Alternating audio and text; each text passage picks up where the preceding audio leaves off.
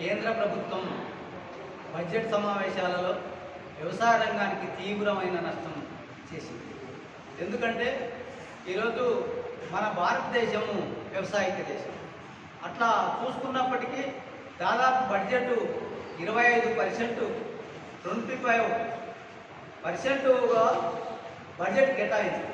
అట్లనే వ్యవసాయ రంగానికి కానీ అనుబంధ సంస్థలకు, అనుబంధ కంపెనీలకు కూడా మనం రైతులకు ఆ రకంగా లాభం చేకూరుతున్నట్లయితే.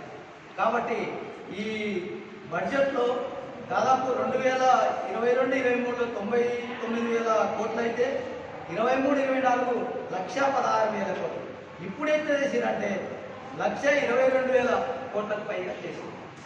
అంటే వ్యవసాయ రంగాన్ని మొత్తం తీసుకెళ్లి కార్పొరేట్లకు అప్పజెప్పాలనే కేంద్ర ప్రభుత్వం చూస్తున్నారు. ఈ రకంగా చూసినప్పుడు దేశవ్యాప్తంగా 3 వ్యవసాయ చట్టాలను తీసుకొచ్చింది. ఆ వ్యవసాయ చట్టాలు ఎవరి కొరకు ఎత్తిండ్రు? ఆదాని అంబానీ కొరకు చేతులు పెట్టాలనుకుంటే ఈ దేశ రైతాంగం ఏం చేసింది? తిప్పికొట్టి ఆ వ్యవసాయ చట్టాలను రద్దు చేయించుకున్నారు.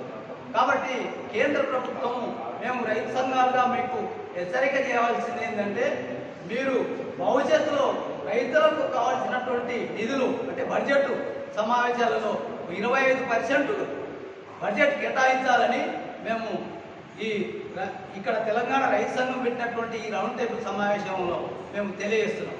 అదే రకంగా ఈ రాష్ట్ర ప్రభుత్వం కూడా 72,000 కోట్లు వ్యవసాయ రంగానికి కేటాయించింది.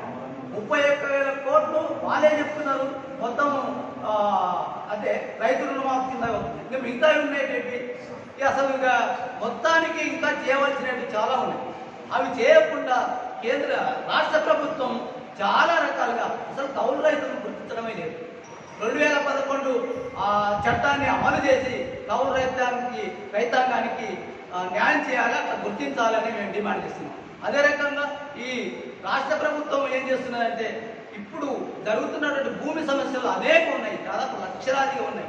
వాటి చిన్న చిన్న సమస్యలు పెద్దగా చేసుకొని అక్కడికక్కడ అన్నదమ్ముల పంచాయతీ, తర్వాత బాలుల పంచాయతీ పక్క వాళ్ళతో చంపుకుంటున్నారు.